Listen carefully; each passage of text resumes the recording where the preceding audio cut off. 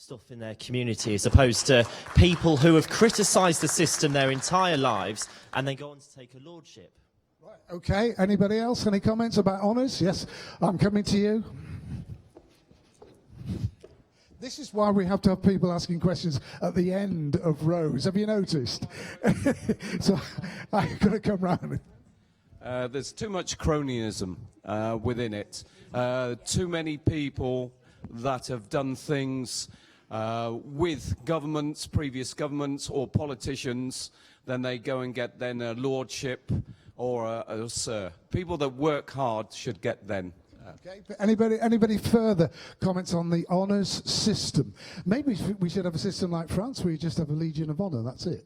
I mean, there are different classes in the Legion of Honour, and you get free travel on the railways. Well, that seems worthwhile, doesn't it? Anybody else with any comments on the honours system? Anybody over here? You're all looking at me.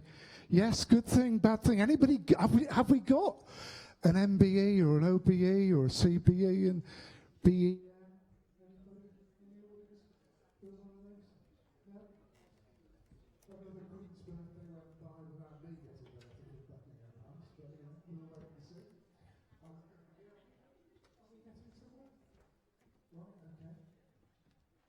Let me introduce to you two people who are going to be doing lots of running around tonight. On my left, this is Corazon Garcia, who is our newsreader in the early mornings, but she's given up her early morning shift to be one of the runners with the microphone this evening. So Corazon, she'll be on this side. Hopefully, we want to hear from you tonight, ladies and gentlemen. The whole point of having an audience is that you can be heard. So please don't sit on your hands, okay? Applaud something you agree with, and if you disagree with it, you can make your feelings known as well. The whole point of doing it in front of an audience is that the audience can be heard. One point though, you will only be heard if you've got the microphone, otherwise it's just sort of general noise. So if you do shout something out and you won't really pick it up, put your hand up or we'll try to get to you, okay? That's the best way in which it works. You're also being filmed, of course, and the TV cameras are here, so that will be going out on the internet via the Lincoln website as we speak. So we're very 21st century this evening. The other runner this evening is my colleague Maggie Curtis, news editor of BBC Radio Lincolnshire. She'll be looking after this side. Is that right? And obviously, we'll just see who's the best side and who makes the most noise. We're coming to a point where Rod wants to say a few words with you. Do you want to just point out a few things? Please. I just would say that I would just like to say that I hope we're going to have a really, really good debate tonight, and I hope that you're going to play a major part in that, and I shall certainly be looking for that. So don't be shy, as the boss has said, don't be shy about coming forward. My job really tonight is to facilitate this debate, and that's what I should be aiming to do, to move it on. So if I feel that it's getting a bit bogged down, I will move it on. Please don't be offended if I do that to you, but once we've got the point across, then it's time to move on to somebody else and let them have their say. So we're just going to keep things moving as quickly as possible, and we're going to have a good debate.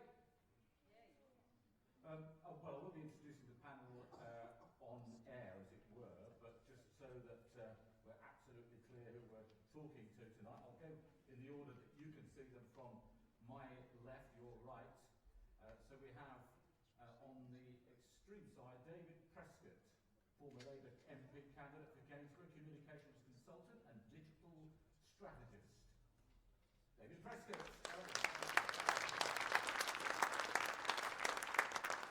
In the middle, we have Sue Liebert.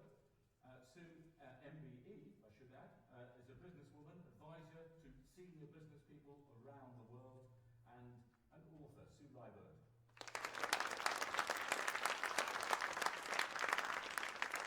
To go and work in another part of the EU for part of their life, early part of their life before they settle down, is that still going to be available to them? So there's lots of different issues within issues, wheels within wheels on all these different things.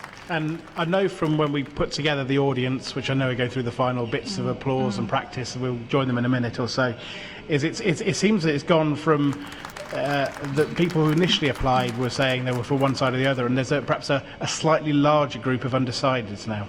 Yeah, I think that there are a lot of undecideds out there. As I said to you before, anecdotally, I think people have become a little bit confused, tuned out with the white noise of the very, very strong lines that are coming out from both sides of the argument. There's a high level of distrust from both campaigns on what is being claimed and counterclaimed, and I think that people are just hearing a different headline every day on a different issue. Lots of very strong claims on both sides, and they genuinely feel, people have said to me, they genuinely feel as though they don't know, but the weight of this referendum and the consequences potentially of it is really bearing down on them. Which I think people get, don't they? They get it, and I think some of them are angry that they're actually being asked to decide. Some people have said to me, we shouldn't have been put in this position.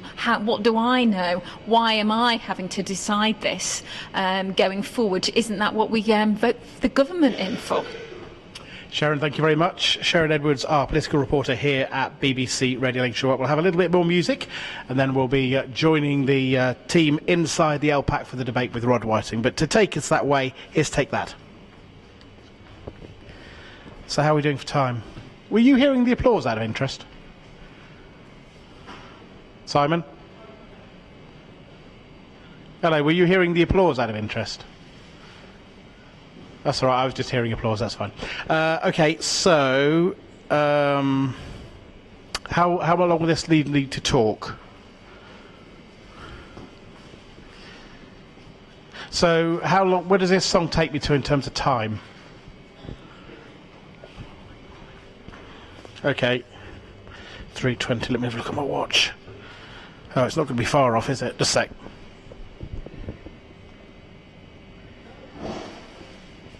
So I make it 10 seconds from being 3 minutes to go, yeah?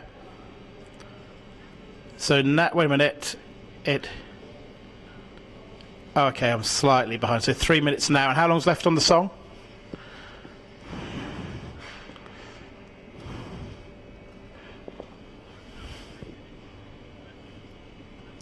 Okay, so basically there's more of the song than I need. Okay, so basically, at the moment, I make it that there is 2 minutes and 40 seconds to the debate. Okay, that's fine. And there's more, I've got more of that than in the song itself, yeah?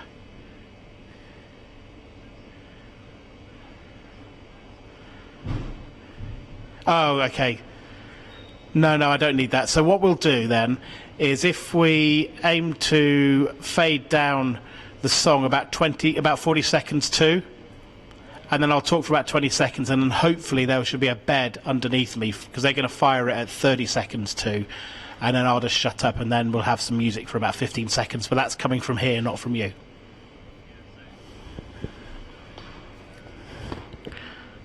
Yeah, gradually. Yeah, that'll be fine, and then you should start to hear the sound coming from the hall, and I will talk over that just for a short while, and then we'll be away. Okay, so we have how long to go now? It's about a minute till we fade, isn't it? Okay, that's fine.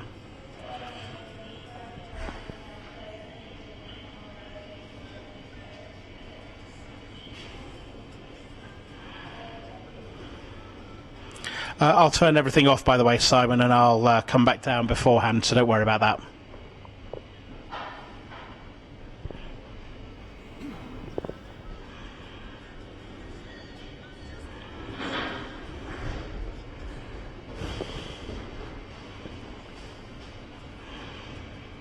Okay, I assume it's about 15 seconds till you fade.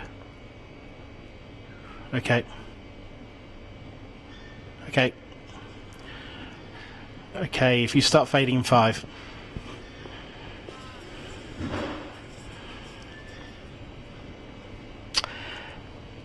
Take that here on BBC Radio Lincolnshire 94.9 FM, also on DAB and on the internet. And don't forget that this debate is also going to be live with our colleagues that we're working with at the Lincolnite. So let's join the studio now, where Rod Whiting is going to be chairing an EU referendum debate.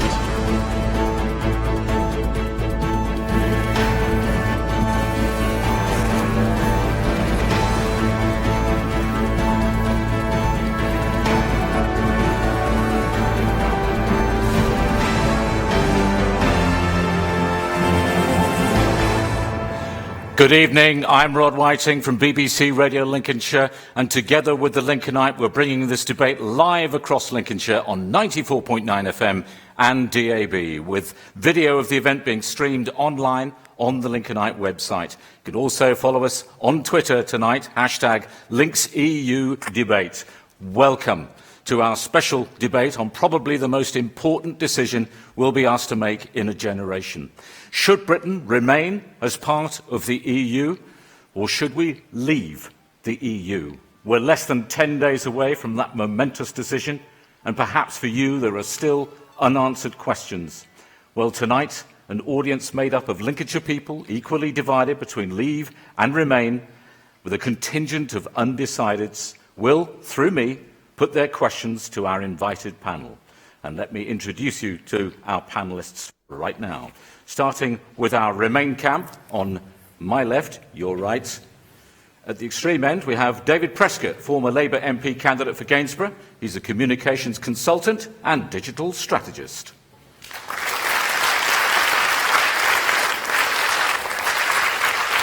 In the centre, we have Sue Liburd, MBE, a businesswoman, advisor to senior business people around the world and author.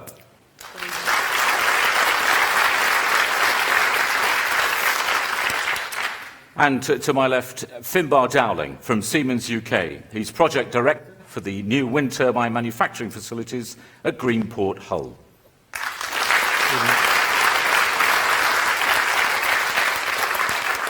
And on to the Leave campaign. To my right, Carl McCartney, the Conservative MP for Lincoln since 2010.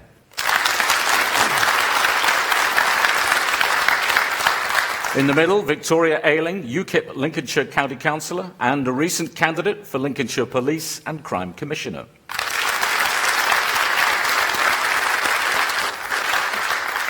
And on the extreme end there, on the end, Peter Davis, Lincolnshire businessman based in Louth. His company is involved in import and export of fresh produce across the EU.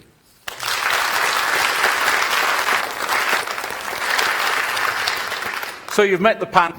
Let's get straight into the debate now, and we'll be asking our first question. But can I, we'll come to the undecideds a little bit later. Let's get straight on with our first question from Martin Green in Lincoln.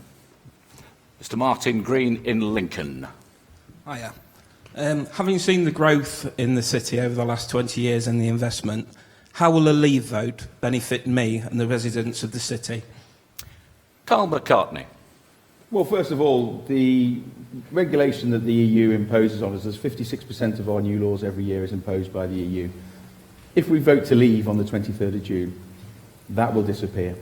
The people that you elect as your members of Parliament in Westminster, you might decide whether they should make more laws or less laws, but we certainly won't have more than half of our laws made in the EU. The regulation that they put on our small businesses, etc. Only 5% of our businesses in this country do business with the EU. The rest of the business we do is with the rest of the world. But they have to abide by the regulations that the EU impose upon us, and it costs us billions a year. David Prescott. The threat to leaving Europe, the European Union. You look at a place like this. This cost about £5.9 million to actually make. It received European Regional Development funding. As a whole, £229 billion worth of trade each year is exported to Europe. It is by far our most important export market.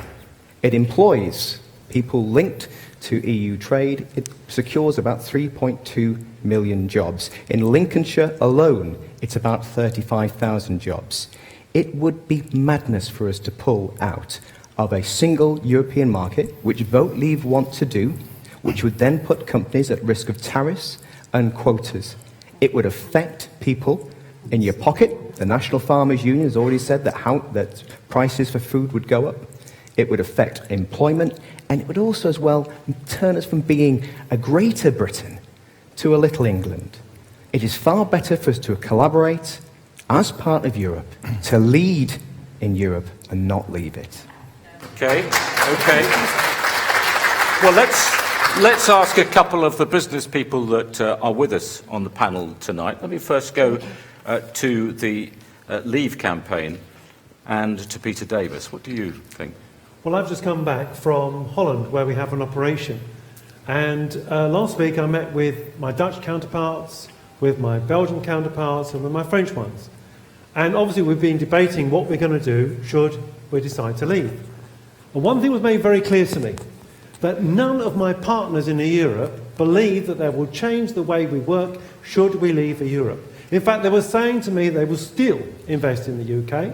They still see us as a trading partner. And I very much doubt, especially the Dutch, who themselves are at present watching what we do. And I would say to you, if we decide, as a country, to leave on the 23rd, I think Holland will follow, because they too are sick and tired of being told what to do. Good one. Good one. Sue Liebert, let's get a business perspective on the other side of the coin. Sue Liebert, you do a lot of travelling internationally as well. What's your perspective on this? Well, here's the thing for me. I want to just talk momentarily about small businesses. I mean, the UK predominantly is made up of small businesses. Something like 99% of businesses are small businesses in this country. And one of the things about that is that the smaller businesses can't afford to train and develop their people at kind of commercial rates. And one of the things that being in the EU allows us is to get funds that allows us to train and develop our workforce, that keeps us competitive. Keeps us competitive. European Social Fund, developing the workforce is a real priority. Real priority. And if we're going to have our place and we're going to stay competitively globally beyond Europe, we need to have the knowledge, the skills and the expertise. And one of the things that the EU allows is for us to do that, because they give us grants to be able to develop and train people in businesses free of charge. All right. Let's hear from the audience then. There's a gentleman up there with glasses holding his hand very, very high. Let's hear from what the gentleman has to say. Sorry, I'm a small business owner, okay? The only thing that's hampering the small businesses in this country is the bureaucracy of the EU. Yeah.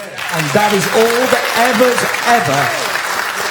and that goes across the globe. Any governments or any organisations that meddle, and when you've got big businesses, like the gentleman next to you, who campaign to have regulations set on small businesses, that's when we suffer. Yeah.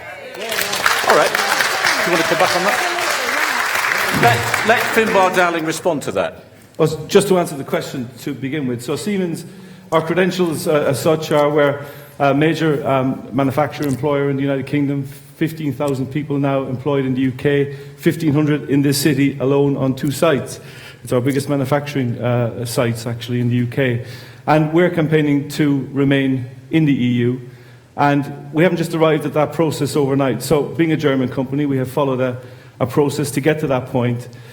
And what we've effectively done is a risk analysis. And it's exactly the same risk analysis all of you as individuals will have to make before you go on the 23rd and put your X in whichever box. You have to just internalise it and make a decision on what you want to do. So Siemens has come to the decision that we want to remain in. And the reasons are, we believe right now we have access to internal market of over 500 million people, and we export a huge amount from the United Kingdom. We export a huge amount from our sites here, actually in Lincoln. What will happen in the? Sorry to interrupt. What will happen in the event of Brexit to Siemens UK? What difference is it going to make? If I could answer the question, I mean, one of the interesting things of this debate is there's so much noise. It'd be really nice just to be allowed to answer the question, if that was okay. If you don't mind. You have a... on the 24th of June, nothing will happen. We are in a situation where have to see if it's a leave. We're in a position where we just have to wait and see, and that's where the uncertainty comes in. And we don't know how long that will be before we understand what the new markets could be or would be. And that's the point of risk when you're taking a risk. It's the uncertainty is what you can't deal with. Okay. And it's the market uncertainty, and it's the uncertainty about where you can and when you can export your... And that gives us the problem. Okay. And it's that we're just not prepared to risk that uncertainty. You mentioned uncertainty. We've got, I think, a couple of undecideds in the middle here. Let's hear from this lady here on the second row, please. You're for leave, okay. I've been amazed by the list of British industry that have been relocated with EU money to other countries in the EU. For example, Ford Transit moved from Southampton to Turkey with EU money. Yep. What would you say to your workers if you were given millions of pounds for EU money to move out of the UK?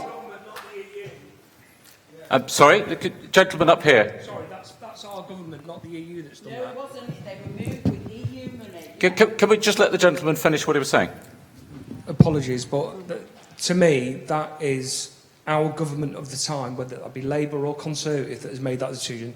Nothing at all to do with the EU in Brussels. I'm sorry to say that, but that's my opinion, and I'll stand by that. Can I just bring Victoria Ailing into this? What do you say to that? It's been successive governments that are responsible. No, it's the European Union. And let's not forget, Siemens get millions and billions of European Union money to sell us... Please, no, one voice. And I'll come to employment in a minute. To sell us renewable energy, which causes our power bills to go through the roof. And an example of the knock-on effect, an example of how this in the long run costs jobs. Look at our steel industry, priced out because of the ridiculous fuel bills, because of these ridiculous subsidies.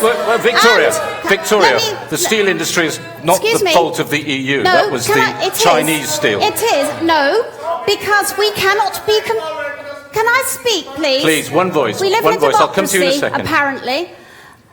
The steel industry was priced out by Chinese steel being dumped here because they can undercut us. But do you know what the knock-on effect is?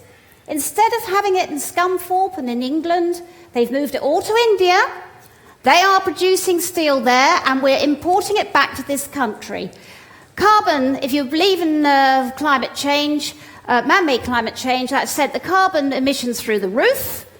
Our steel industry is dead, and our jobs... What, Victoria, European Union renewable energy. What has China cutting its steel tariffs got to do with the EU? I'll tell you exactly what it's got to do with it.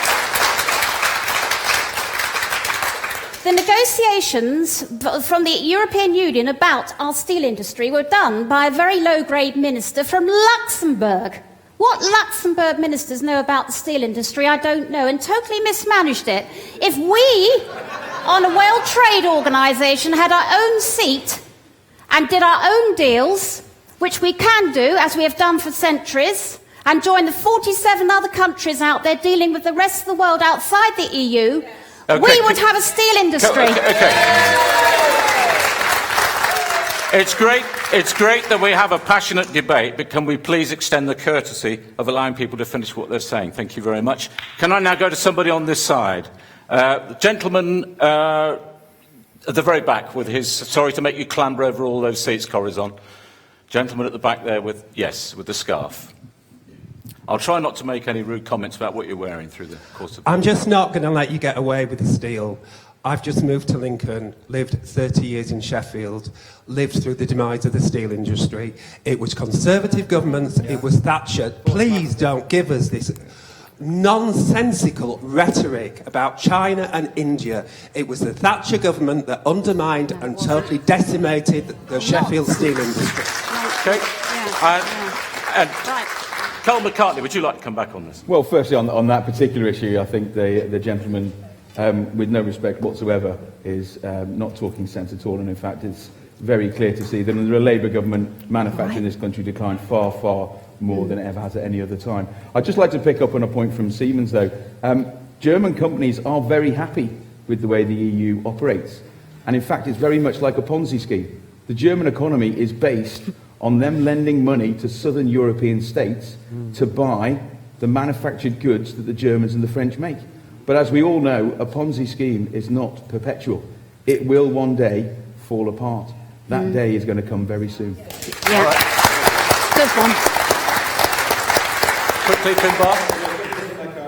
We might have a German parent, but we're British. We've been here a long, long time, 140 years. We employ 15,000 people, 1,500 in this city alone. We're in it for the right reasons: ingenuity, engineering, innovation. Absolutely. We make unbelievable products. The products we make here have made for 60 years in this city. Unbelievable, world-class products, and we want to make more world-class products, and what we want are markets to ship them in. And it's interesting when people talk about China and China dumping steel and all that, but China keeps getting raised as one of the economies we want to do more with. So how are you going to do more with an economy where on one hand you're accusing them of dumping stuff? So, look, just because we're a German parentage, we are a company that's been here a long, long time and want to be here for a long time more. And to do that, we need markets to trade in. We need that certainty. And that's where the risk comes in. I'm going to just take one more from this side. Your gentleman there with his hand up. Thank you. This is for Carl McCartney. You're the MP for Lincoln. I know you're from Birkenhead. I've lived in Lincoln most of my life, and for all that time, Siemens, through one guise or another, have been the largest employer in this city. Did you at any time ask them what they felt was the sensible approach to this referendum? Carl McCartney. Well, Siemens, as much as any other business, would have, as any of their staff or their employers, have all got one vote. That's the benefit of having a referendum. That's one of the reasons. Well, okay. I've got about 5 seconds into the answer to my question. You're already shouting at me. You might have come here with some preconceived ideas. Maybe you should have an open mind rather than an open mouth. Okay. Is that the end? Well done, mate. Do you want to just respond to that? No, just respond to that. I haven't finished. Well, I've asked them to listen. Because we've got quite an interesting division of ideas here. An open mind that I am Lincoln through and through. I love Lincoln, and the question originally was about Lincoln. And as our MP, I just wondered if you had taken the time to ask the people in Lincoln who have some real influence and power what they thought before you opened your mouth and said you wanted to come out. Let Carl McCartney deal with that. I've knocked on very many doors in the 12 years since I came to Lincoln and was selected as the candidate back in 2004. I've walked the streets, I go in to see various businesses, various organisations right across the city. My door is always open, I answer all emails, telephone calls or letters that I am sent. I speak to business on a very, very regular occasion. But in this particular instance, it's not MPs' votes that matter, because we've only got one vote. The same as you, the same as all your supporters sitting on that side of the room, the same as everybody else here, and the same as every one of my constituents in Lincoln. Now, when I go out canvassing, I'm often on the doorstep, my canvassing team, and some of them are here tonight, will agree with me. I will speak to people and say, I'd much rather I preferred that you vote for me, but actually I prefer that you use your vote. In this referendum, I want to see the turnout. Over 80% would be ideal. I'd obviously like people to vote leave, but if they vote for remain, so be it. Have you consulted Siemens, was the question. I'm very happy to consult Siemens every time. So you haven't consulted Siemens? Well, no, as I say, if Siemens want to speak to me, they're very happy to, along with any other business. Siemens wrote to all their employees and told them how Siemens want them to vote. No, I'm fine. Sorry, you sent an email. You didn't write to them. Sorry, we did not write to all our employees and tell them how to vote. And I would actually agree with you. It is about, we all have one vote. And that's why I'm saying you need to do your risk analysis before you make one. We all have one vote. I've got one vote, Carl's got a vote. And in the end, when it's over, whichever way you voted for where you voted. What Siemens said to his employees, from Siemens' perspective, this is how the risk is, and this is how Siemens sees that risk. We did not and would not tell our employees how to vote. Our employees should go and vote how they feel, having done their own internal risk assessment. So we did not write and tell our employees how to vote. Absolutely did not. So but I agree with you, by the way. Carl, we all have one vote. You didn't consult Siemens. Did you consult your the local MP? Did we consult? No, we didn't consult our local MP. So, okay. All right, let me go back to the original question. And that gentleman's been really patient. He's had his hand up for ages. We'll deal with his question now. One more, and then we'll finish There's a couple of things. Look, Siemens, you make the decision on a commercial basis. Let's be honest about it, as you've done if you employ people or sack them. So that's a completely different thing. And, you know, it's individual votes, not what you think. Everybody has a risk analysis and it's a gut feeling. I've got to agree with, is it Peter on the end there? Peter Davis. You know, I work around the world a lot. Now, Peter's correct. Most of Europe are afraid of our vote. Because if we vote out, there are a lot of other countries that would have to give their people a referendum. And there's a lot of people out there that wouldn't vote to stay in those countries. I know, I work with these people. So you can't tell me in Germany, and I go to Germany a lot, I lived in Germany, that there's a lot of people in Germany that would vote themselves to go out, and that's because of immigration and the money that the Germans put in to European Union. So, you know, Peter's right in a big way here about saying that a lot of countries in Europe are afraid of our vote. And that's why there's a lot of pressure on politicians and our own Prime Minister to then push to stay in, even our own Labour. Okay, thank you. I want to go back now to the original question, which was Martin Green from Lincoln. Can you just respond to how you feel this discussion has gone? Well, the question was, how will we benefit as residents of the city? And as yet, I don't think that's been answered. Okay. Can I just say, all right. To satisfy this, we'll just take one quick point from David Prescott first, and then from Carl McCartney. Rod, can I just say, I just find it absolutely remarkable that a Conservative government or Conservative MP here, who are supposed to be passionate for business and manufacturing, should slag off the most important employer that you actually have in Lincoln at the moment. It is remarkable to see that. Look, we are at the moment the 5th biggest trading nation in the world. We're 2nd in Europe. We're going to overtake Germany quite soon. Why do we do that? Because we have access to 500 million people. We get tariffs, we get quotas. We don't have that. We don't have to pay that money at all. We have that. What is the point of saying rather detrimental things against Siemens, who employ lots of people? What is the point of actually coming out of the European Union and coming out of the single market where... My friend, we have democracy. We have democracy. You elect your MEP, and you elect, and the Council of Ministers are elected as well. And they need 65% of the vote to pass I'm going to let through. Carl McCartney come back on this. We still haven't answered Martin's question. How will leaving the EU make my life better? I will come to Martin's question saying I have not slagged off Siemens at all. I might have had a go at the German economy and how it's run and what their basis of making decisions is, but I have not had a go at one of our major employers in the city. Martin, your question in a nutshell.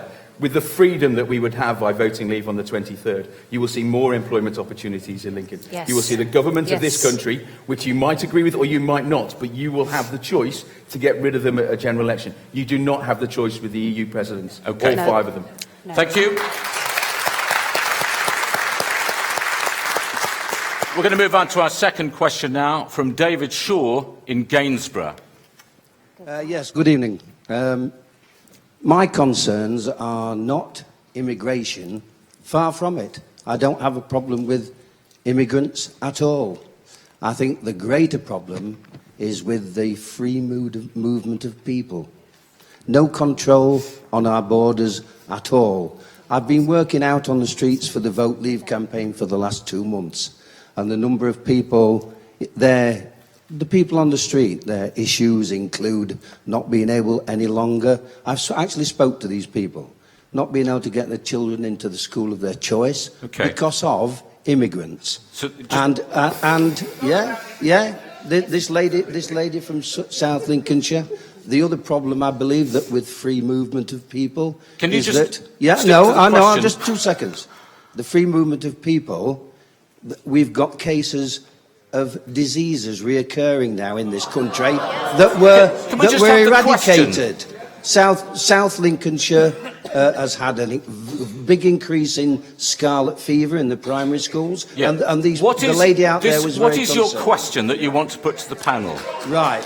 My question is that I believe that the resources that we've got in place in Lincolnshire are underfunded and cannot cope with the number of population that we have at the moment, never mind remaining in and opening the door. Okay, your question, can Lincolnshire's infrastructure cope with the projected increase in the population that we vote to stay in the EU? David Prescott.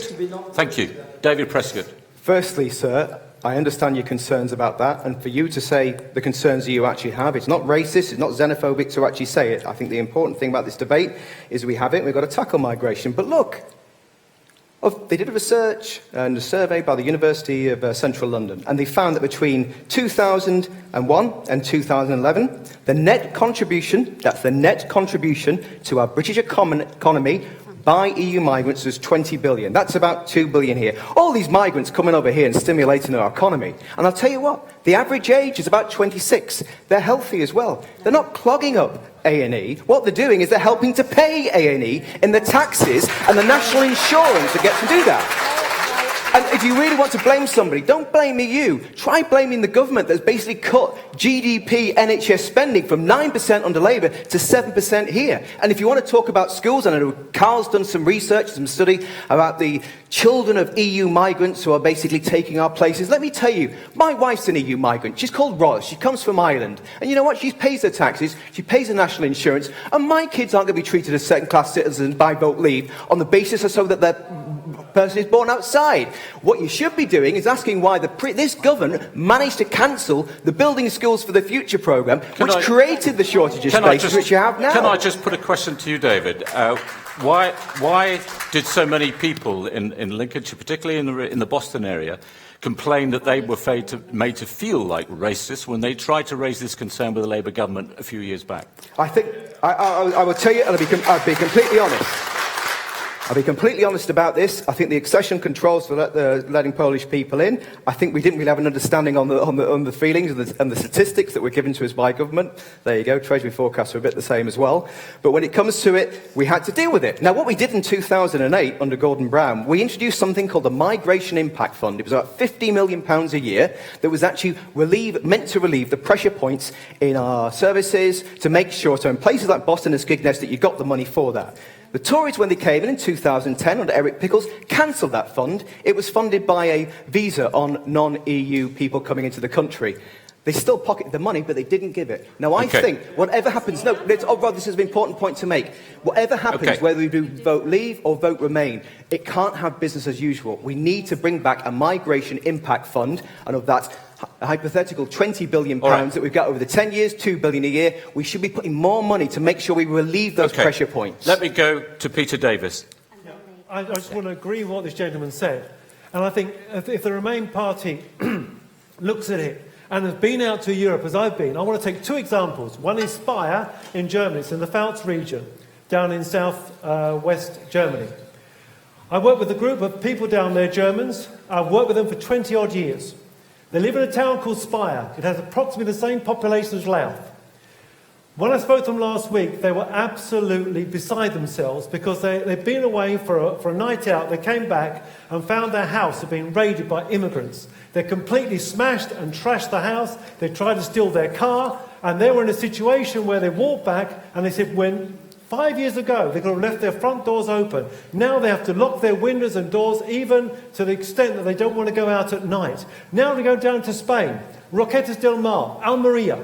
It was a beautiful little, 10 years ago, a beautiful little town just outside of Almeria. It's been taken over by immigrants, Moroccan, Syrian, etc., etc. Now the people, Spanish that do remain there, cannot sell their properties. The properties aren't even making half the rate. And what I'm saying is, if we're not careful, the EU will allow a flood to come in. There's nothing we're going to do about it. And it's going to take jobs, and it's going to take the future of our children. I'm going to come to Victoria in a second.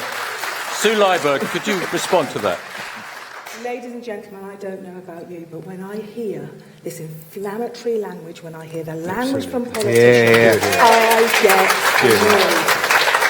I get annoyed. Both sides, absolutely, both sides. And you know what? This is one of the biggest decisions we are going to make as a nation.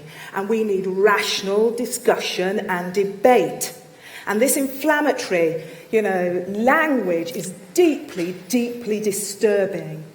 Now, when we talk about immigration, and I know it's a really, really sensitive issue for us here in the UK, I get that. I absolutely get it. But when we talk about immigration, one of the things I find is that we don't talk about the other side, and we're talking about that free movement of people. 5 million, Office for National Statistics are saying 5 million Brits are living abroad. Something like, 1.5, 2 million people are, living in the EU from Britain. Okay. And no, really important. Now, here's the thing, migration is two-way. We have flows of people around the world, flows of people. I was looking at some statistics, over 300,000 people left the UK last year. We've got people leaving as well as people arriving. Okay, let me come to Victoria Ailing.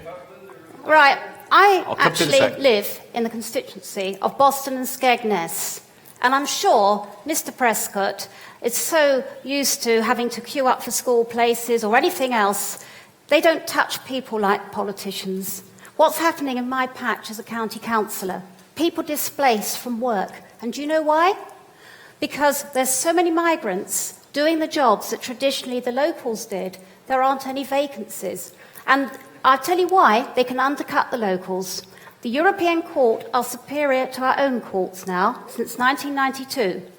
The Viking decision that's just been made means that if a company sets up in Romania or Poland and employs nationals from that country, they can pay them the national minimum wage for that country when they're working here. It is miserable. We have no control over our own borders. It's space, not race. Okay. Wait, I haven't finished yet. I haven't finished. Okay. Because this is an important issue to take a breath. to people in Boston, where I come from, where there's 73%, for example, of migrant children in Park Primary, where locals can't get in. Now, it's easy to say, oh, the government's given them some money to integrate and do language. However, that's still our money. There is no net benefit from migration in this vast scale. 4 out of 5 new jobs last year went to EU migrants. It's unsustainable. We cannot continue, but we cannot stop. Where are you getting those figures, Victoria? I am getting these figures from the Office of National Statistics, not from some university study which has been funded by the European Union in the first place, Mr. Prescott. Okay, I would like to take some members of the audience. The lady who's got yes, in the black there. It's just a point. How would the NHS cope if we didn't have people coming into this country? Yeah. Do you want to say that? NHS. How would we cope if we didn't have 130,000 people working in the NHS from the EU? Good point. The A&E departments are swamped where there are areas of heavy migration because they don't register with GPs who are also in short supply. We wouldn't need so many NHS facilities, therefore not so many staff. If you look at the health statistics, Victoria, they're actually swamped by the elderly, not migrants. I wouldn't say, no.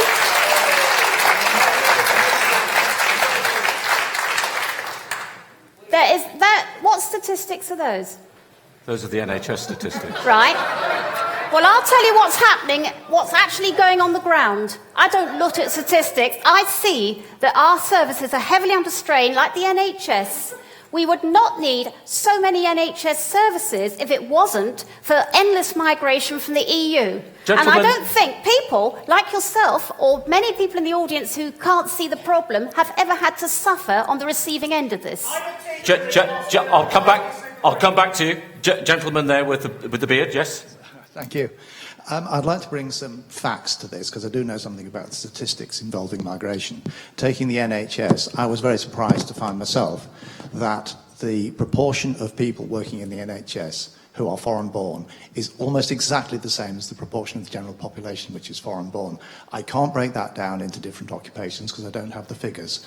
But everywhere you look with migration, if you look in the long term, young people grow old, healthy people grow sick.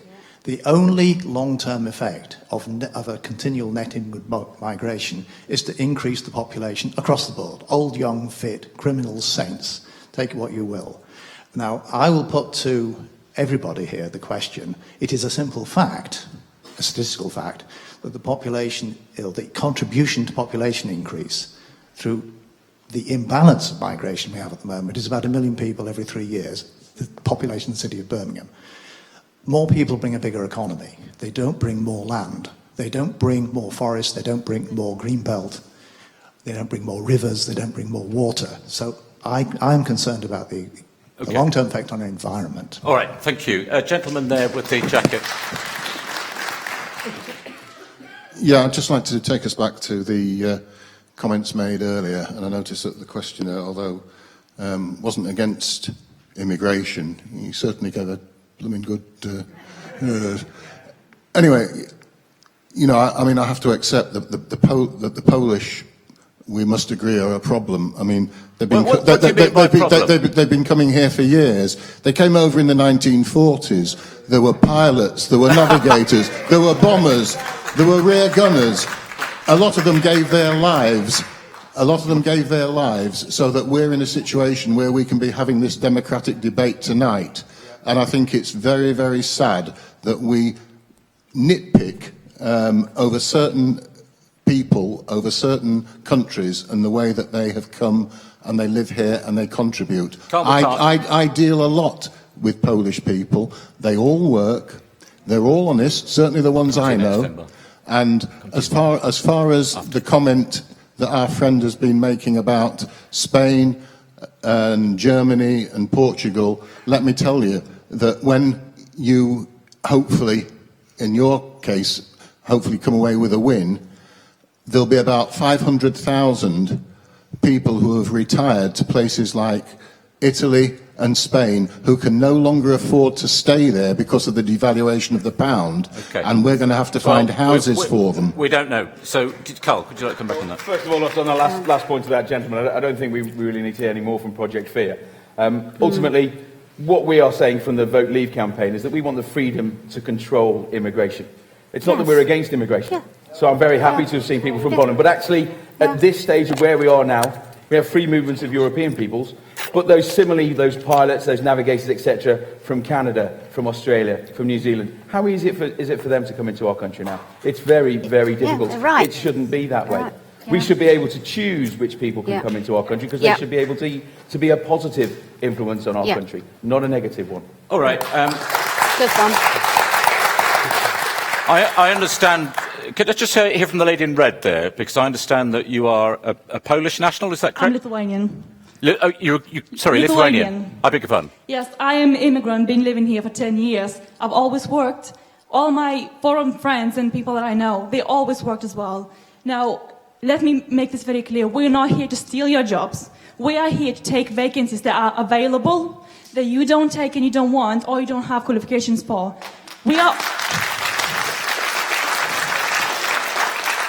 All we want is just to feed our families and have a better life, the same as you do. Okay, I want to go to this side. Gentleman here. I'll come to you at the end, because you asked the original question. Gentleman behind you with the glasses. A point that hasn't been raised with regards to the number of immigrants that come. They come singly, and within 1 or 2 years, of course, they multiply when they start to have their own babies and families. Okay. Finbar Dowling. So, you'll probably guessed, I'm Irish. I came here 30 years ago, disease-free, thankfully.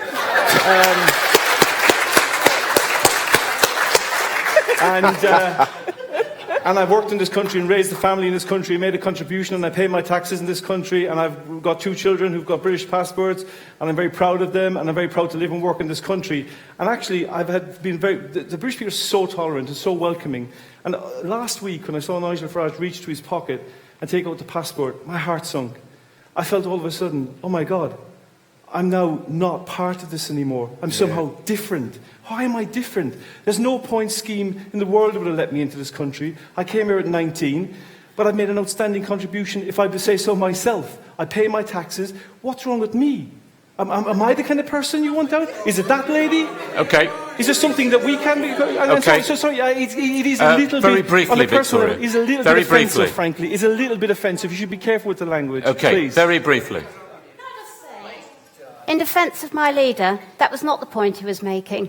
He was worried about the 580 million people entitled with that passport to come to these shores. He was not attacking hard-working migrants who contribute. There's a different type of migrant. No, I'm talking about people like Finbar. There isn't a problem. Finbar. Finbar, sorry. There are 580 million people with that passport who are entitled to settle here. It is unsustainable, and I want to defend my leader and clarify exactly what he meant. Okay. I'm going to go back to the original question, which was, can Lincolnshire's infrastructure cope with the projected increase in the population if we vote to stay in the EU? Yes. It can. No, I'm 69 years old. And for the first time in a long time, 8 days ago, I had to make an appointment to see my doctor. I can see him at the end of July. Jesus Christ. Okay. Okay. All right. Okay. This gentleman's been very patient. I will just give this chap a chance to speak, because he's been incredibly patient. Thank you. I think it's quite easy for everyone to get extremely carried away with the debate about immigration. I don't think it's wrong to have deep concerns and anxieties, and also I think people can get quite carried away with labelling people as racists. So I've got one simple question for Mr Prescott, and that is this. Do you honestly believe that the UK can sustain net migration of 332,000 every year? Yes or no? Good question. I think there's a migration watch said today of about 250,000. Look. Even if you cut EU migration completely, that no one can come in, not even Finbar. In Finbar, they'd probably send you back as well, even though you're Irish. Even if you did that, you'd be talking about 180,000 people from outside the EU who are already coming here that come through a point system. Now, it's worth to remember on this as well, is that Vote Leave have been quite disingenuous. They've actually been telling people from non-EU backgrounds to say, vote for us, because we can get the EU people out. Look, let me tell you, if we put the money into those migration impacts, if we built more houses, yes. But I tell you what, the government needs to do that. That's not the EU's problem. It's the government that needs to sort that out, to sort out places in schools and sort out the NHS as well. And look, but let's talk about the contribution. Peter on the end there. Peter, can I just say, I heard you on, Peter. Hello, Peter. Can I just ask you, because I think it's important, and I think, you've told me about how you've seen changes and how things have changed. My uncle, forgive me, has actually retired out to Spain. It's funny, isn't it? We call Brits who retire abroad expats. We call people who come here EU migrants. Actually, they're the same. But Peter, you said on BBC Radio 4's Any Questions, what percentage of the people who work for you come from the EU? If you're looking at the UK What's side, the percentage? Well, do you want just the UK or do you want the whole of the Europe? I think the figure you gave was the UK. The figure you gave was the UK. The percentage of UK being migrants. Do you want to just answer the question? It's 40%. He Yes said it or was no? 40%. Is it yes or no? Peter, Yes you said or no? Is it yes or no? Yes or no? To the question, can Lincolnshire's infrastructure cope with the projected increase in the population if we vote to stay in? But it needs funding. It needs funding to be able to do that. Traditionally, Lincolnshire has always had a problem about attracting people here as well, for GPs, and as we're seeing now, we're going over to get nurses into EU and out into the Philippines as well to fill those places. Yeah. If we had the choice to make a decision ourselves without having to rely on bureaucrats that we don't even elect to make a decision for us. So Peter, you bring in a point system, Peter. So if you bring in an Australian point system, right, so what happens? How many points do you give to EU migrants who are going to pick your fruit and veg? Do they come in? I mean, because you're not against migration as such, are you, Peter? All right. Answer the question. Okay. I'll go back. No, where do you find that 40% gap if we're basically stopping people coming into this country? This gentleman posed the original question to you. Can I just come back? Mr Prescott, you clearly insist on making this a party political broadcast for yourself, so I'm going to put it like this to you. Hang on. I'm going to put it like this. Do you believe that a Labour government led by Jeremy Corbyn could build a house every 7 minutes to cope with the current levels of net migration? We need a big house-building programme, which successive governments, including my government as well, have failed to do over the years. We actually put more money or so into the decent home standards to actually bring up the council housing stock. Okay. But either way, we need that money. Okay. But look, do you really think you're going to put the economy in jeopardy by not getting access to 229 billion worth pounds of trade? All right. I think we've probably got as far as we're going to get on this. Excuse me. The red print has not answered the question, but I will, and I think no, it's not going to be sustainable. Okay. Well, you've heard the arguments there on both sides. I think we will now move on to question number 4. No, I beg your pardon. Richard, number 3. Almost lost it. So this is from Richard Hall in Lincoln. Good evening, everyone. Much of what I've heard from both sides in this campaign so far seems to have generated more heat than light. So I'd like to broaden things out a little bit by asking, what are the real British values being revealed by this campaign? Tolerance, open-mindedness, respect and a sense of fair play, or selfishness, xenophobia, hypocrisy and double standards? Okay. Sue Lyburd. I would say both sides are not showing the UK at the moment in its best light. We are I know the government tells us we're out of recession, but every single one of us sitting in this room knows just how tough life is at the moment. It's still difficult. This has been a really tough recession, and it's still biting for most of us. We are sitting and we are watching, an awful, awful series of events taking place as we have this, wave of people coming from Syria, and that is frightening us. We are seeing, our politicians getting very, very personal, and they're bickering and they are mudslinging, and we are sitting there like children and we are watching, and we are now in the gap starting to make our own opinions. And what's happening is we're not listening to each other anymore. We've formed an opinion and we're just listening for views to support that opinion. We're frightened, I think, at a deep, deep level. And therefore it is bringing out the worst in us, not bringing out the best in us. Peter Davis. I think, Sue, you've raised a very good point, and I want to come alongside you and agree on that, because I think that if we're not careful, we're ripping Britain apart.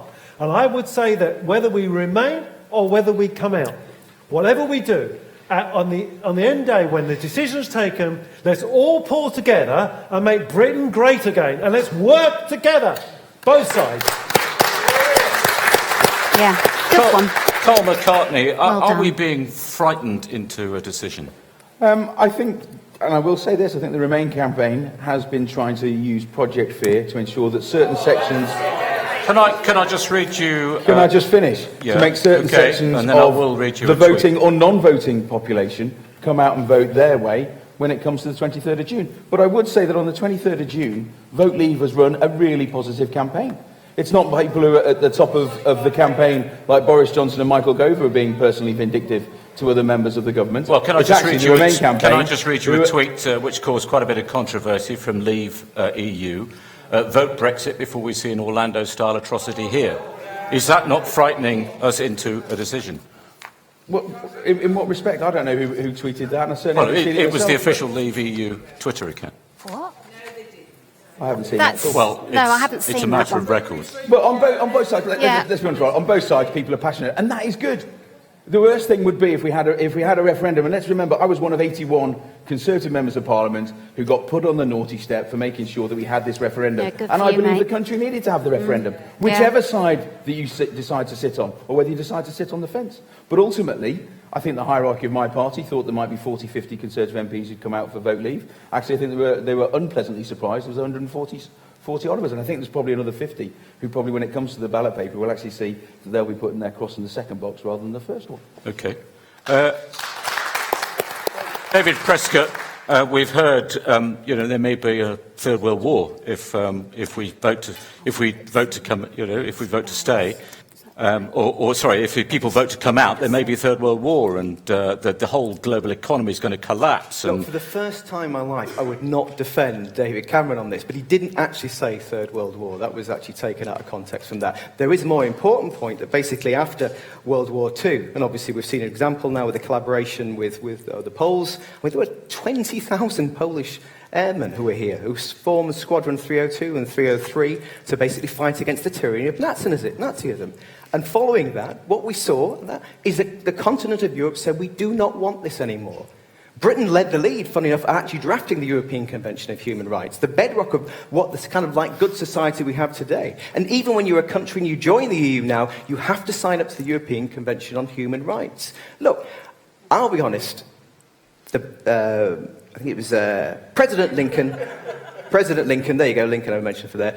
Abraham Lincoln once said the debate stirs the soul of democracy. And we are having a debate, and there's been a lot of stirring as well. But I think when I've been running a Newark Market stall, and I've been doing this since it's January, a lot of people get switched off by the scaremongering. And I'll be honest, I put hands up, it's been on both sides as well. I think for too long, it's been dominated by some psychodrama in the Conservative Party between those who want to leave and remain. We're now getting to the point now to actually discuss it. And as Finbar has said, we need a risk assessment. And to actually put those threats out there and to show us what people are saying, the IMF, the chairman, the governor of the Bank of England, All these institutions, the NFU, the CBI, these are people who are independent and who are having their say. And it's up for us, for you to make a decision. If you want to come out, you can come out. But these are experts and these are independent. What do you say, though, to the criticisms that these are all people who are kind of linked in the sense that they are all elites and there is this kind of elite conspiracy? What do you say to that? The Bank of England elite? Well, they all... They've said there's going to be at least a short-term economic shock as a result of it. I'm not quoting people from the EU. If I be quite honest, I think people from the EU and ministers from abroad coming in and saying these things don't really help matters. We need to make the decision ourselves, and we need to do it in a calm and cool way to be able to do that. Okay. Do you want to come back on that, Carl? Well, I think you just mentioned the Bank of England. Obviously, the Bank of England governor used to work for Goldman Sachs and was appointed by the Chancellor of the Exchequer. Now, there's a certain side that you'd expect him to come out in favour of. He has come out in favour of that side, which is fine. He's got an opinion, but ultimately he's only got one vote. I come back to the same points I've made before. Vote Leave has run a very, very positive campaign. Everybody's got one vote. I think even people like Jeremy Corbyn and John McDonnell, who long have shown their Eurosceptic credentials, will, when it comes to the day, vote to leave the EU. And all credit to them, because that's the way the country's going. And in fact, most of the Labour voters across the country are going to vote that way, and all credit to them. Carl, I think we've all agreed there's been some pretty extreme said on both sides of the argument. Can I just ask you, how are you going to, when the dust has settled, whichever way we decide to vote, how are you going to work with the likes of Sarah Wollaston and David Cameron once the decision has been made? As I always have done. Obviously, the Conservative Party is a broad church. That's a well-used phrase. But ultimately, we have disagreements about all sorts of different parts of policy.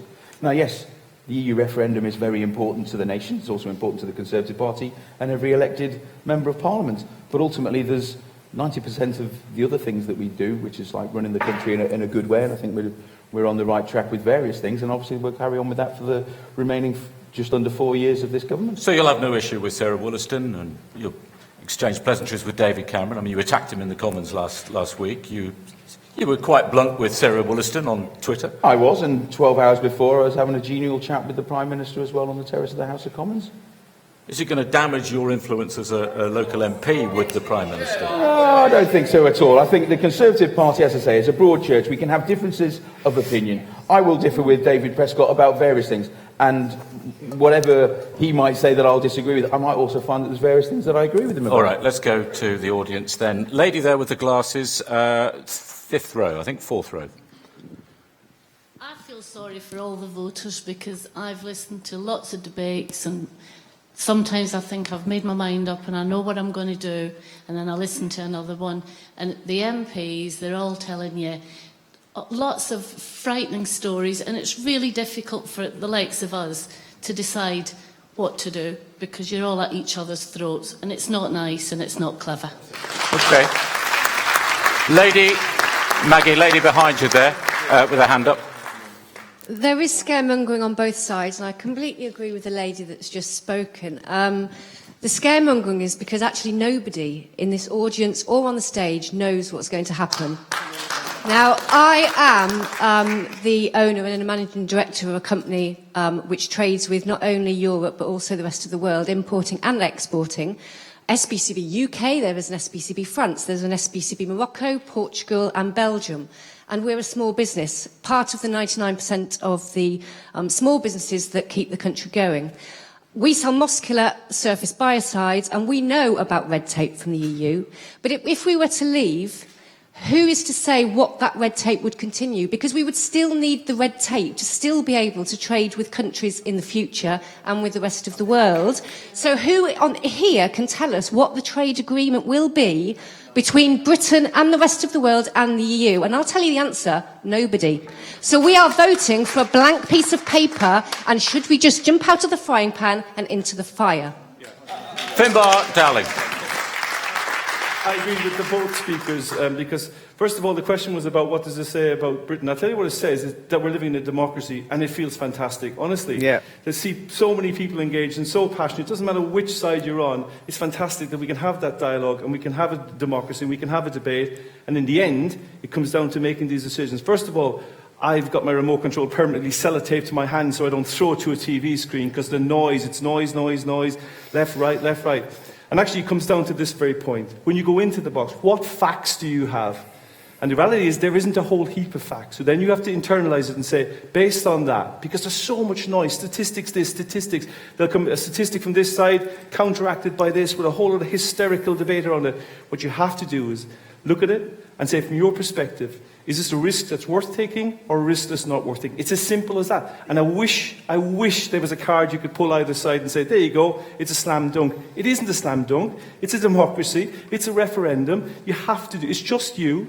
You've got to try and get the best information you can. You've got to clear back the noise and go in there, do what you can do in this country, which is great, which is vote, and make your vote. Can I go to Peter Davis on this? Because you're a business that trades internationally. I understand exactly where you're coming from. And that's why I was in Holland last week.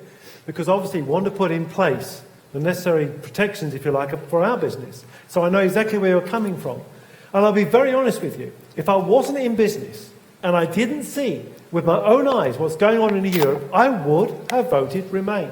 But the problem is I can't stand here and I can't defend staying in Europe when I see what's going on. Let me give you an example about businesses and how we're not on a level playing field.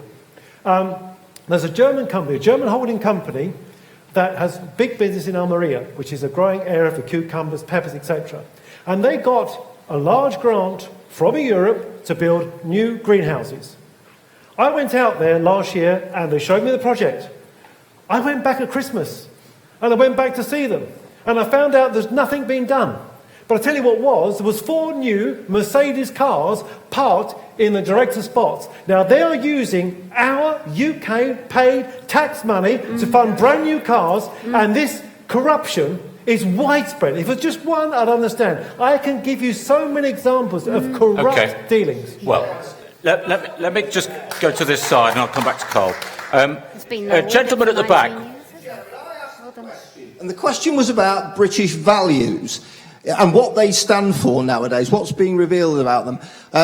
Up to the point that Peter Davis just spoke, I was tending to agree with him that there was more heat than light being generated and people needed to take more balanced decisions. And then he trots out some hypothetical, some allegory about EU taxpayers' money being spent on German cars. Well, don't we all? What I would say, however, is that from what I've heard so far, only Finbar has come anywhere close to answering the question I asked.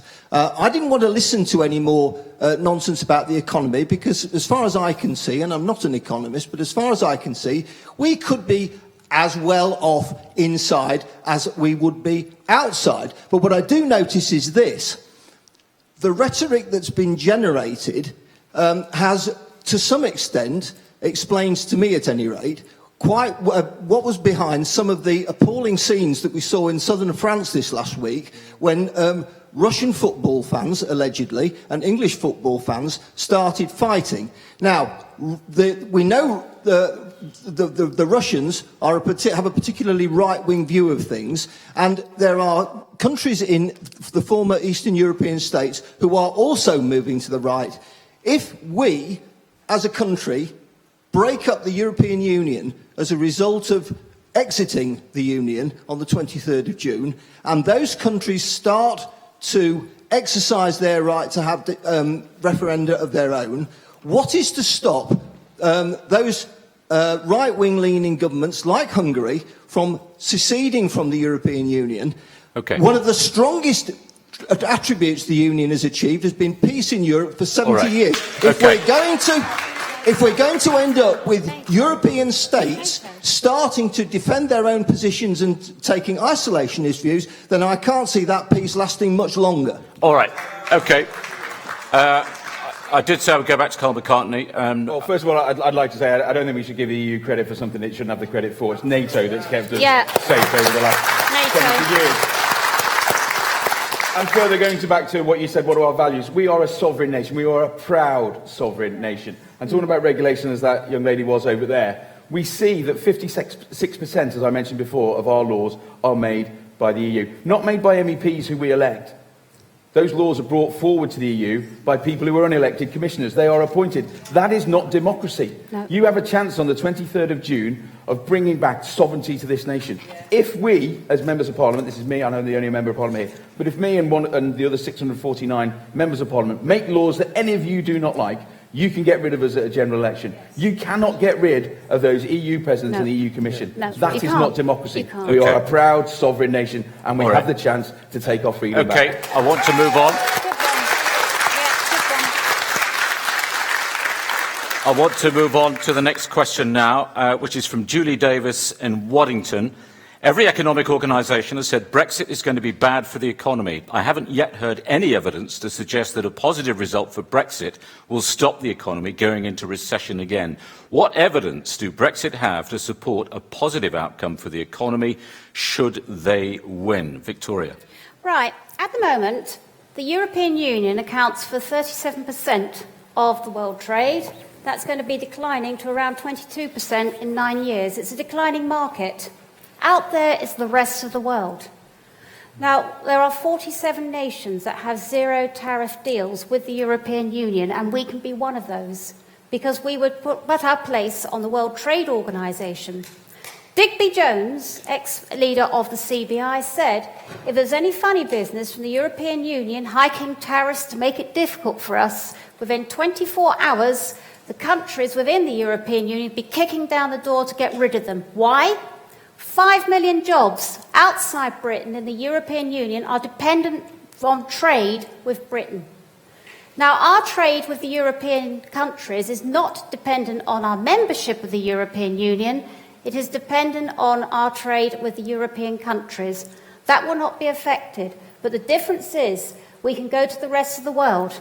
Did you know that they've been trying to do a deal, the European Union, with Canada, one of our oldest Commonwealth friends?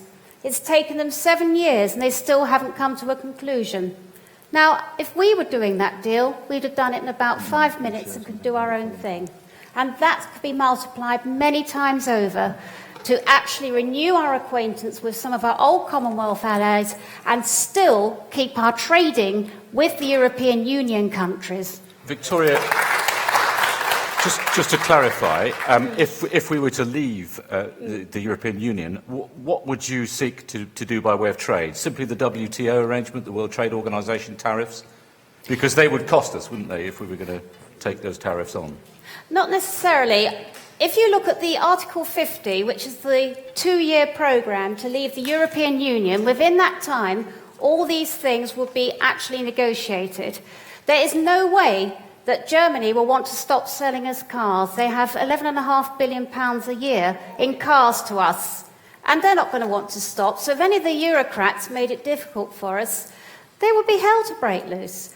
And the same with any other countries in the European Union. Okay. We can have zero-rate tariffs like 47 other nations around the world, including Mexico. There's no reason why we can't be one of them. All right.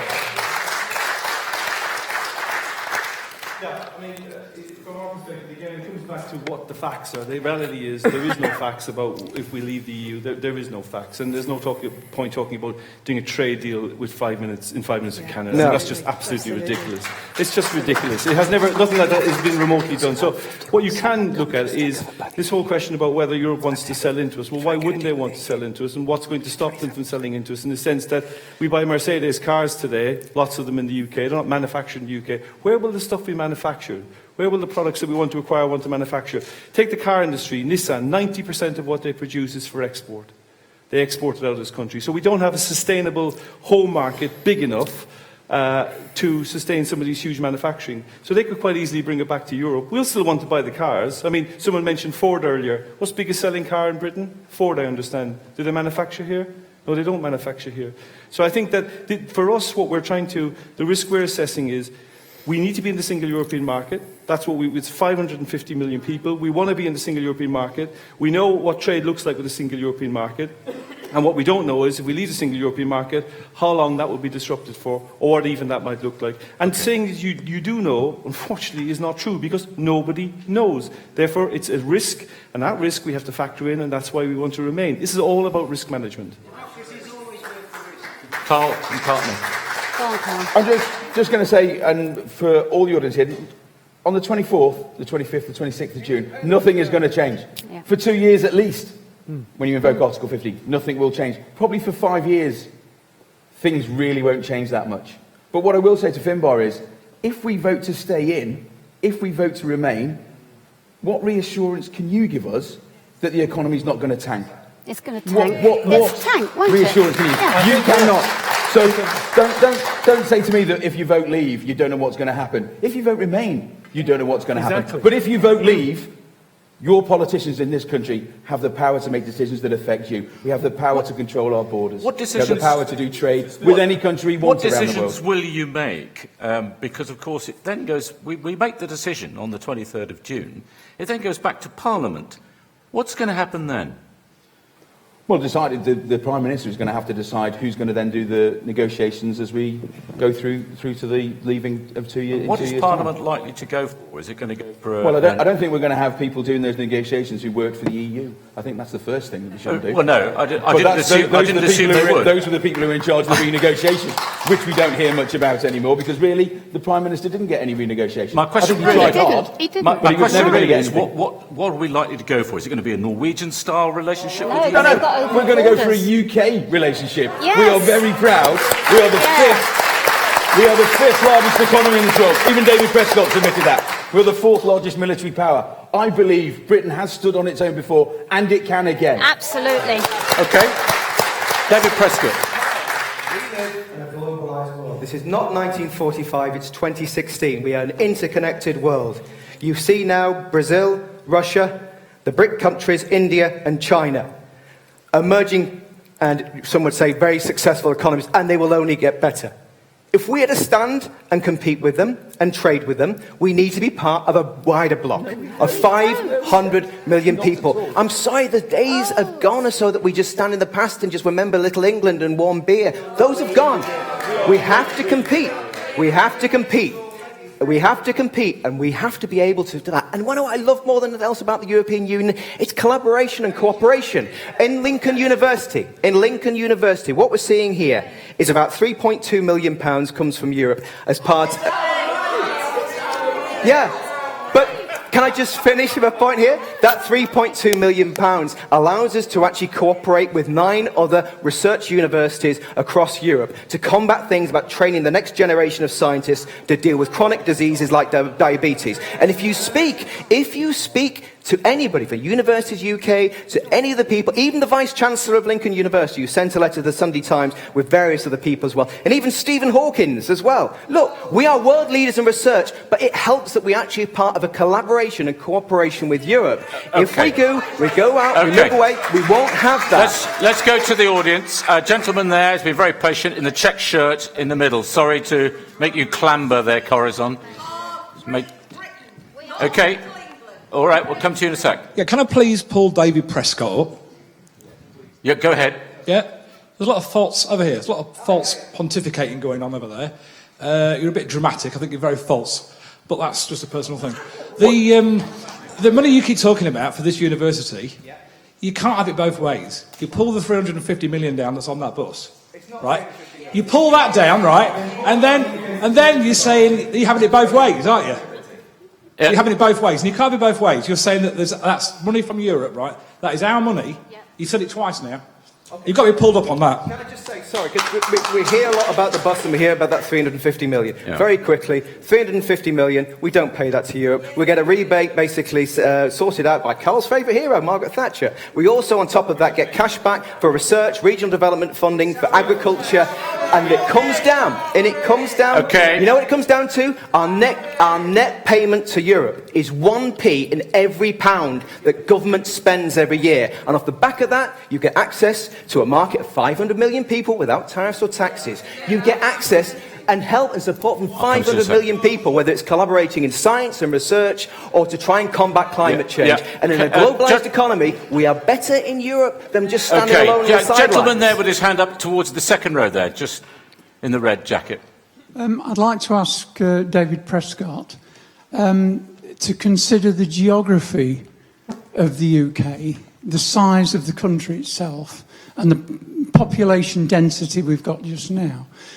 and what he thinks about the proposed accession of countries like Albania, Serbia, Montenegro, and many of the other Eastern European countries hoping to get accession to the EU. We think about the Syrian refugees. When they're interviewed, all of them want to come to England. Okay. Perfectly understandable. Perfectly understandable. All right. And so will the people of those countries. That specific point, we want to come back to David What Prescott. is the limit that this country can accommodate? You cannot simply build houses like it's not a government thing. It's land, like the gentleman said, water, all the things we need. If the population, what is the limit? Okay. Is acceptable? Yeah. Okay. Right. Firstly, I believe as part of a stronger Europe with a good economy and sharing resources across Europe, we then raise the prosperity of those countries to make sure there's no pull factor coming over here in the first place. That's important to be able to do. And that, I don't know any point mentioned that. And I hear a lot of talk about Turkey, and obviously it's been mentioned by the Vote Leave campaign. Firstly, David Cameron said it would be at least year 1000 before it even happens. Already, well, okay, but let's just say, in the last 10 years, there's about 35 policy areas that they need to actually be compliant in to even get to the point of doing that. They've only done one so far, and that's taken 10 years to do. Okay. If it wants to get approved, it needs to get approved by each and every EU country as well. I know, but Serbia's not even anywhere near there either as well, sir. Where's the young lady that had her hand up? I saw her just a little while ago. This lady down here with the striped top. Hello. France at the moment, I'm undecided, so I'm a little bit unsure about all of this. France at the moment don't seem to be very willing to be massively helpful about stopping immigrants from coming into England. What will happen if we do come out? Will they try even harder to stop them coming over to stop illegal immigrants? I'm just asking. Okay, and the lady behind. I just want to get another audience before I go back to Victoria. Oh gosh. I just wanted to bring it really quickly down to younger voters. I'm in my 20s and I have a 2-year-old son, a 4-year-old son. I've been a teacher for 10 years. I did my training at Bishop Gosseteste University. My husband works full-time in agriculture. We're paying our mortgage on a 3-bedroomed house in Waddington. My dad has taught me from a very, very young age that women vote. So I'm a big advocate of voters, and I asked tonight on Facebook if any of my friends would like to come with me. And as you can see, I'm solo. So I would really like to ask the two ladies on the panel, what does it mean for me if I vote in or out, negative or positive?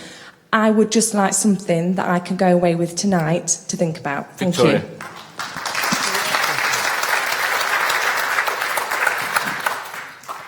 You've heard a lot of the arguments for out, and you know I'm out. But one thing we should be clear of, this is the most important day of our country's future on June the 23rd. And you know why? Because the European Union at the moment are putting through their parliament a law which says there can be no further referendums on our membership of the European Union. So this is our last chance to get out. And that's why I'm so upset that the place isn't full to bursting with people, as you quite rightly point out. This is a massive decision. It's our country's future, and yet it's half full. And you've got a very valid point. For your children, I'm a mother too. Right. A future... Can you just ask that again? Sorry, I really need something to focus on. You're saying my children, but... VAT on ladies' sanitary products. Well, I'll tell you something. Carl's just passed something. VAT on ladies' sanitary wear, for example. We cannot reduce it because the EU won't let us. But on another note, which has been touched on by others, is the corruption. We put in 19 billion a year into the European Union. Of that, we get 9 billion back. All these grants for places like this, but we are told what we have to spend it on, when in fact we could use that money to spend it on what we choose, which would be far better, whether it's hospitals, nurses, or even potholes in our own roads. And another thing, just quickly, there has been no audit for 19 years with the European Union, and they're like a bottomless pit of our money, how much better if we could spend it on our people and go out into the world and increase our trade. OK, all right. Sue Liebert. I'm talking to you and every single woman that has a right to vote. Our right to vote has been hard won over the years. A lot of people gave their life for us to be able to have a vote as women. So first of all, whether you vote in as women or whether you vote out, please, please, please exercise your vote.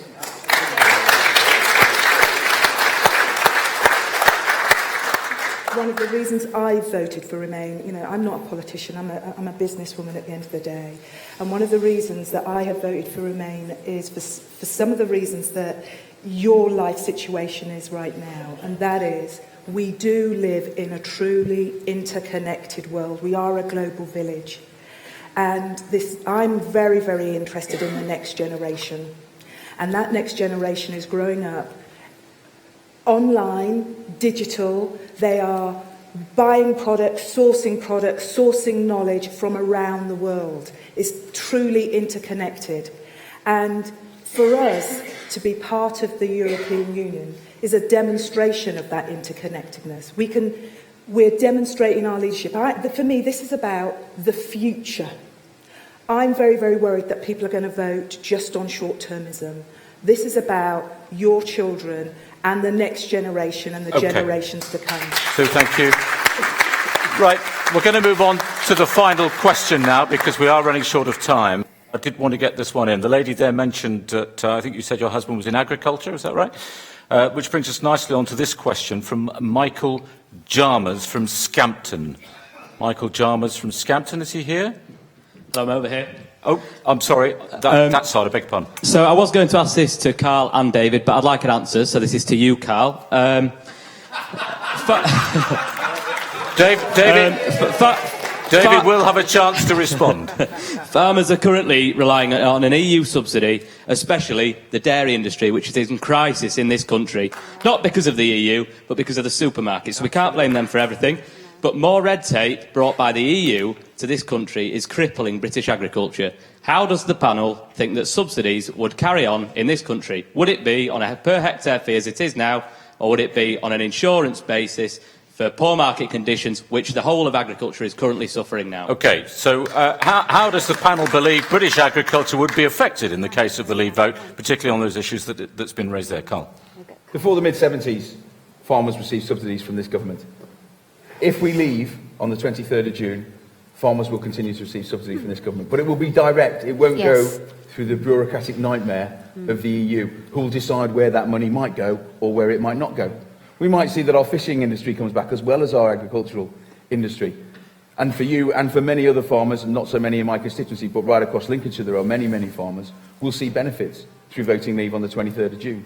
So I see that, you know, the EU has made sure that various vested interests have done very well, and they haven't actually been British farmers, unfortunately, over the past 40 years. And I'd say, ask yourself two questions. Over the last 40 years, are you happy with what the EU has given us? If you are, you will vote to Remain. Fine. But we're not voting for the status quo. The second question you ask yourself is, are you going to be happy with 40 years of more integration, with a euro, with an EU army, with all the things that an EU superstate will bring? If you are, then vote Remain. I will be voting vote Leave because I don't agree with either of the answers to those two questions. I vote no on both of those questions. So like me, I hope many people will vote no on the 23rd of June. David Prescott. I think certainly in the last year we've seen something in the region of about £8.7 million for Greater Lincolnshire for agriculture, rural and agricultural development. Obviously you've seen the subsidies, and obviously we know that the National Farmers Union are supporting as well. The problem is we don't know. The problem is we don't know, and we can stand here and we can deliberate all night, but all we can do is give an idea. We can try and quote experts and be able to do that, but really, at the end of it, you have a choice between the status quo, which I think needs to be improved, or what is effectively a leap in the dark. We don't know. Do you either trust Carl, then vote for Leave. If you feel as though it's too much of a risk to take, and if you agree with the National Farmers Union, then vote Remain. I hope that's straight enough for you. OK. I just want to come back to the gentleman. How do you feel about those two answers? Yeah, no, it's just obviously a very uncertain time. Both answers very good. Helps clear up things in my mind. Well, let's open it up to the business people here. So, to Peter Davis. Yeah, somewhat a little bit more than a businessman. I'm actually a farmer's son, and I grew up in Essex, where we farmed mainly soft fruit, and that's what brought me into the import and export of fresh produce.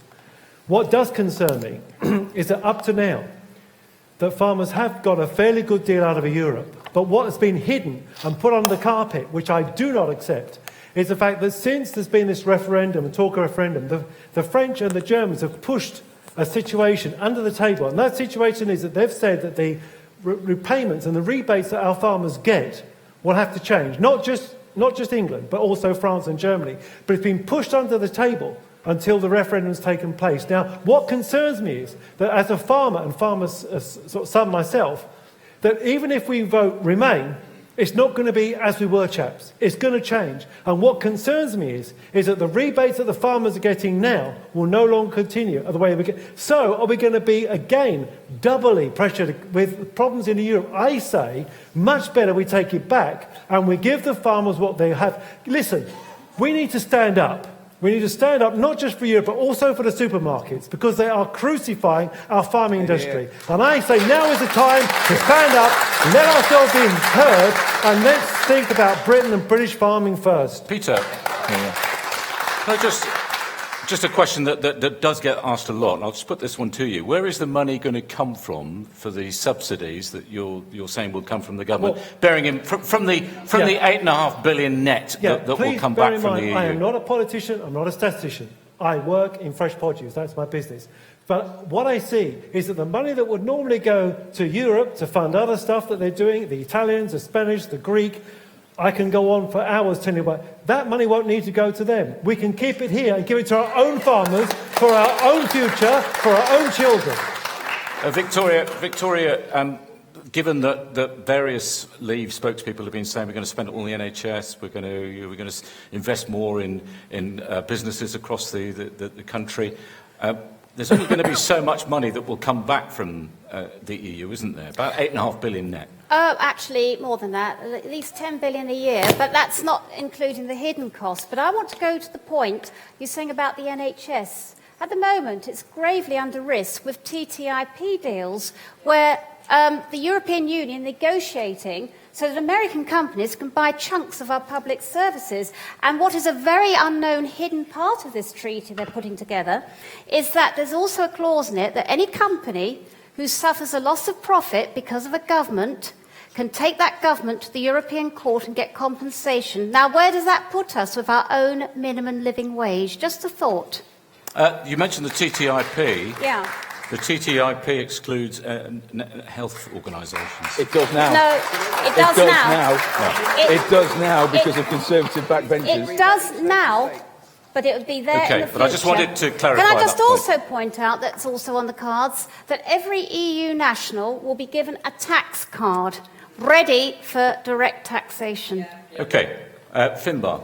Yeah, so first, I have a little bit of a farming background as well. My father had the John Deere franchise in Ireland for many years. He's no longer with us, sadly. I take my hat off to you and the rest of your colleagues. I've got good friends who are farmers, dairy farmers, and it's unbelievable what's happened to that industry.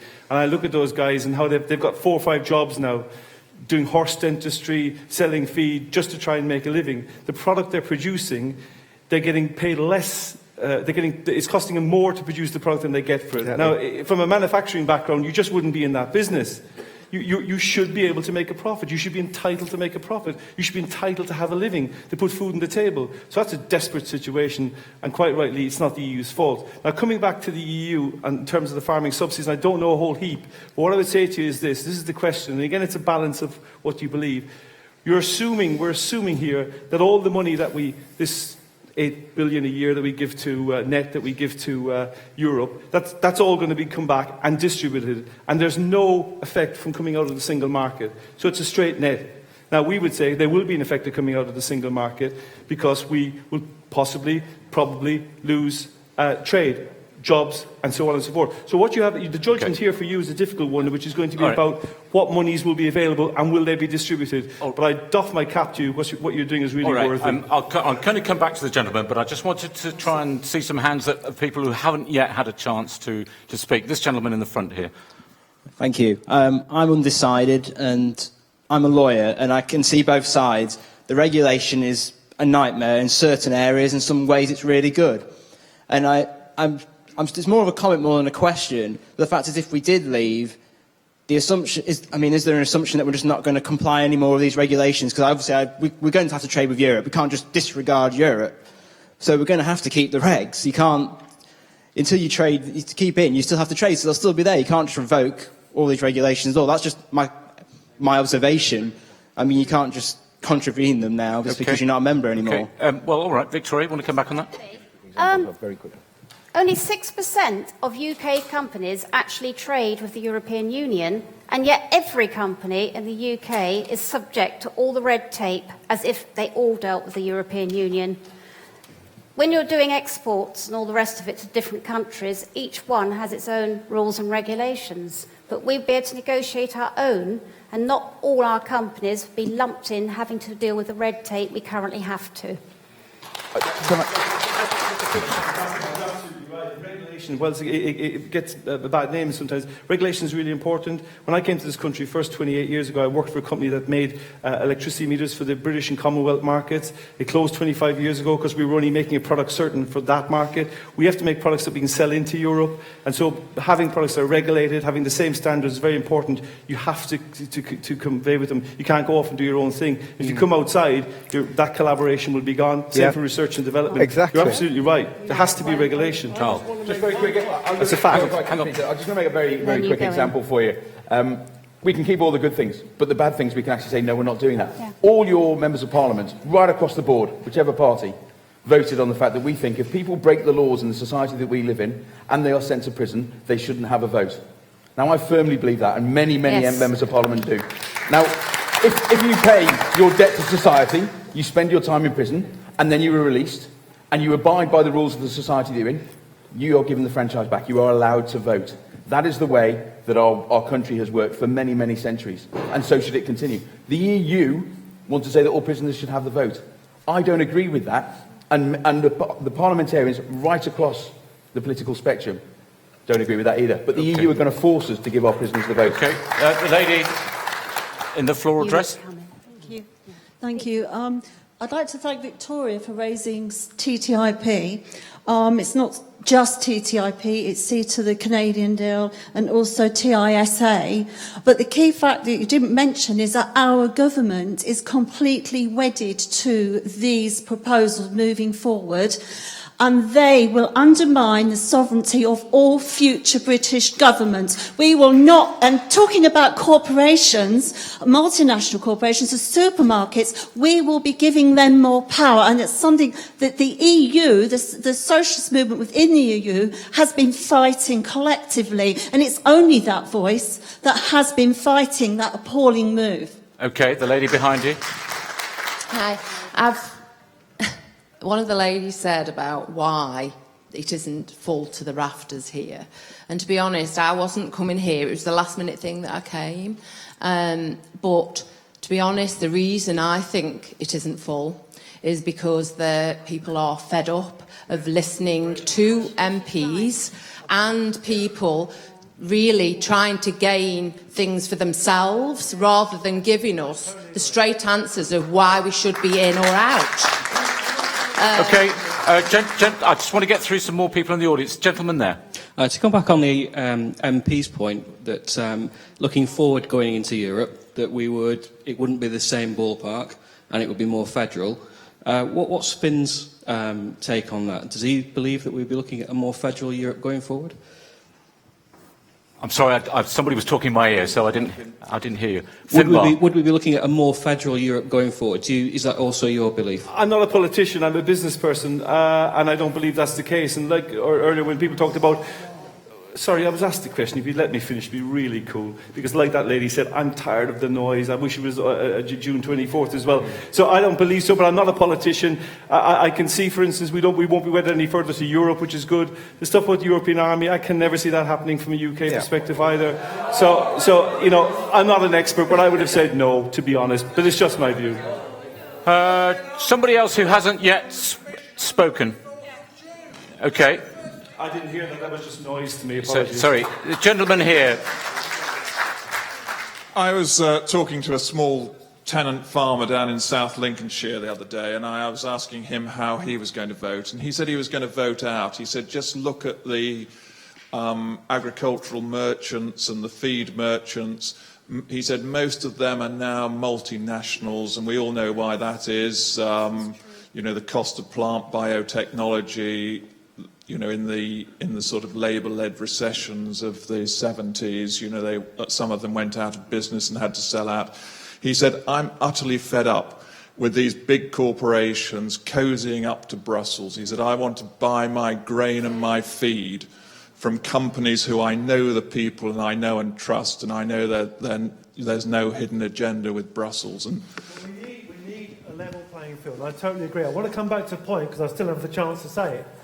But if we do remain in Europe, then we've got to have a level playing field. And I'll give you an example. Why is it that our Dutch operation has a turnover nearly double what we do in the UK? Because we have grants and subsidies given to us by having an office in Holland that we don't get in the UK. Now, that's not right. We either have the same in Holland and the same in England, or we get out. Okay. That's a very good point. Well done, mate. Good one. I just very briefly want to go back to the person who made the original question. How do you feel now, having heard those arguments? I've got a headache. Still fairly unclear. It's obviously an uncertain time. I just don't think going forward the European Union is perhaps the right thing to do for British agriculture. Okay, all right. Well, that does bring us very close to the end now of our debate. I just want to get a sense of the undecideds. Could you just, if you were undecided when you came into the auditorium tonight, just give us a show of hands. Who was undecided? So, okay, hands down again. Who's changed them? Who's made a decision one way or another out of those who put their hands up just now? Oh, well, okay, four or five. Okay. Okay, if I say remain, put your hand up, of those, so two are saying remain, and presumably then the rest, the other three are saying leave. Okay, well, that's fairly well balanced. Let's just have a show of hands now so that we get a sense of whether the debate has changed your view. Those who would vote, based on what you've heard tonight, those who would vote to remain in the EU, show of hands. Nobody on this side at all, okay. Those who would vote, thank you, those who would vote to leave.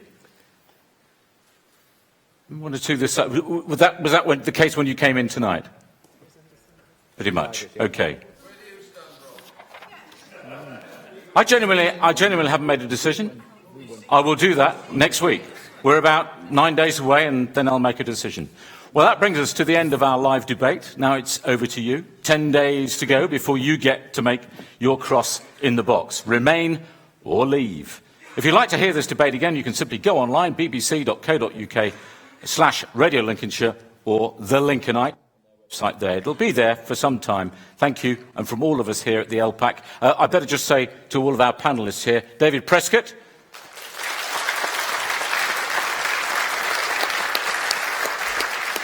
Sue Liebird,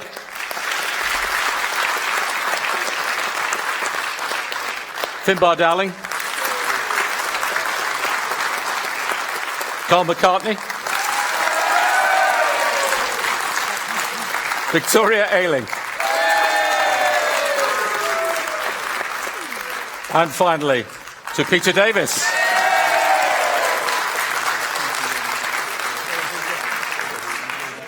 Thank you very much indeed, and from all of us here at the LPAC, a very good night to you. Thank you. Thank you. Okay.